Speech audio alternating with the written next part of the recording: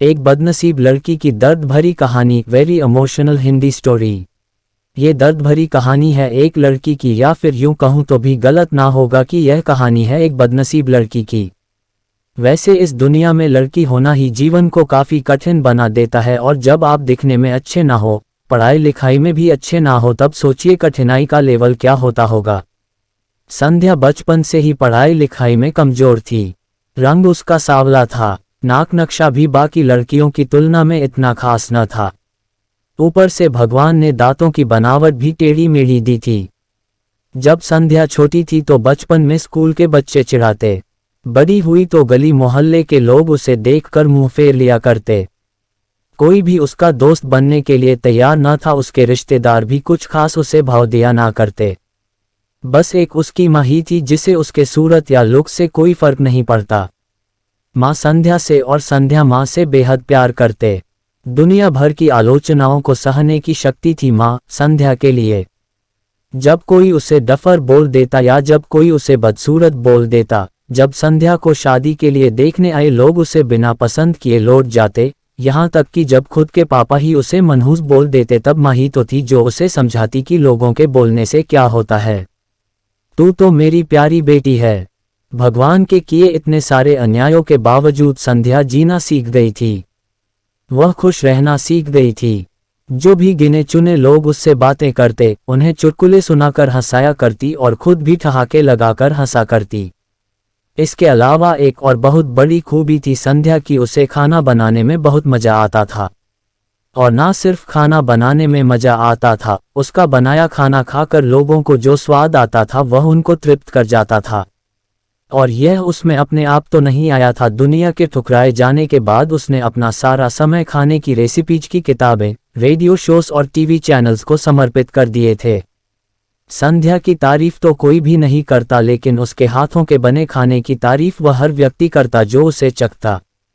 इस एक गुण की वजह से संध्या अपने आजू बाजू की औरतों में फेमस हो गई थी, क्योंकि जिसे भी खाना पकाना सीखना हो या कुछ नया पकवान बनाना सीखना हो तो वह संध्या के पास आती और संध्या भी खुशी खुशी उन्हें सब सिखाती।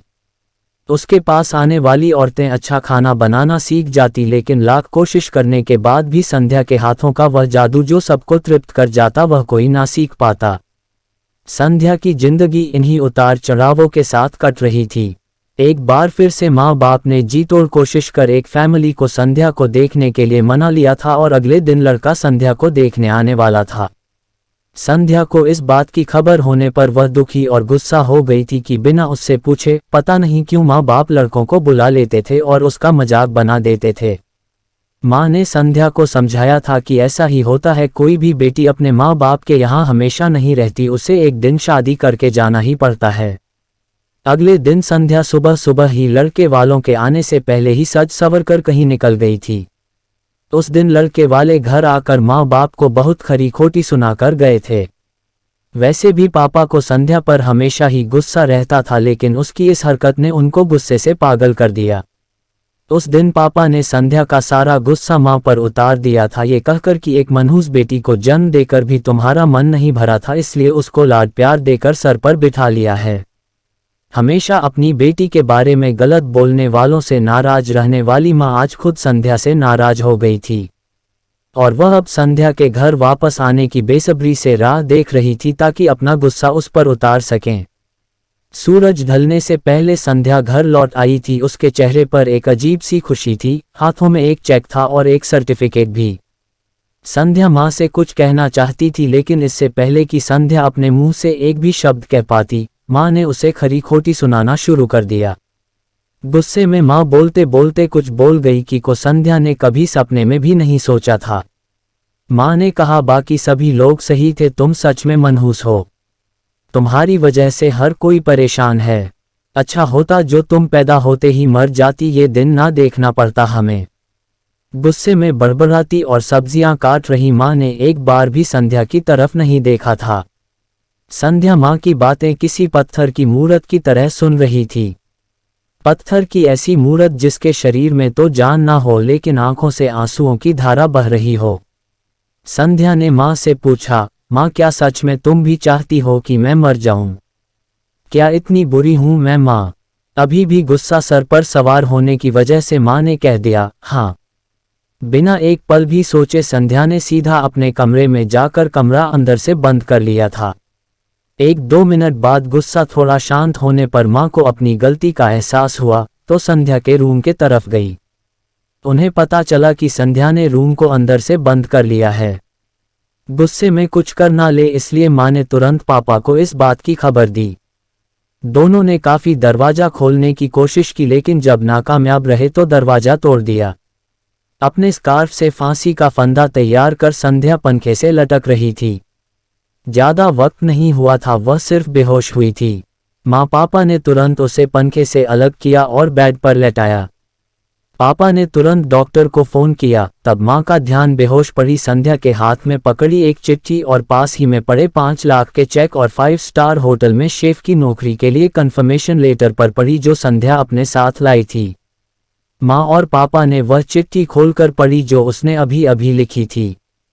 चिट्ठी कुछ इस प्रकार थी, मम्मी और पापा, मैं जानती हूँ मेरे जन्म से लेकर आज के दिन तक मैंने ऐसा कुछ भी नहीं किया है जिस पर आप गर्व कर सके, लेकिन मैं आपको बताना चाहती थी कि आज मैं खाना पकाने के नेशनल लेवल कंपटीशन को जीत चुकी हूँ और यह 5 लाख का चेक मुझे प्रथम स्थान पर आने के लिए मिला था। जजीस को मेरा खाना इतना पसंद आया था कि उन्होंने मुझे एक बहुत बड़े होटल में बतौर मास्टर शेफ की नौकरी के लिए कंफर्मेशन लेटर ही दे दिया था। पूरी दुनिया मेरे खिलाफ है, मुझे इस बात का कभी भी फर्क पड़ा ही नहीं था और ना ही बाबूजी की कड़वी बातें मैंने अपने दिल पर ली थी, क्योंकि मैं जानती थी बाहर से सख्त दिखते मेरे बाबूजी अंदर से तो मुझे प्यार ही करते थे। प्यार ना करते होते तो बिना मांगे मुझे कपड़े, मिठाइयाँ, पटाखे ये सब ना ला कर देते। माँ के प्यार को कोई क्या बयां कर सकता है। मेरी माँ मेरे लिए मेरी सारी दुनिया थी। जब माँ मेरे साथ होती तो मुझे किसी बात की परवाह ना होती थी। मेरी माँ मेरी थी इसलिए मुझे किसी और की जरूरत ना थी। मेरी माँ मेरे साथ नहीं है तो मेरी दुनिया मेरे साथ नहीं है, इसलिए मैं आज दुनिया को ही अलविदा कहकर जा रही हूँ।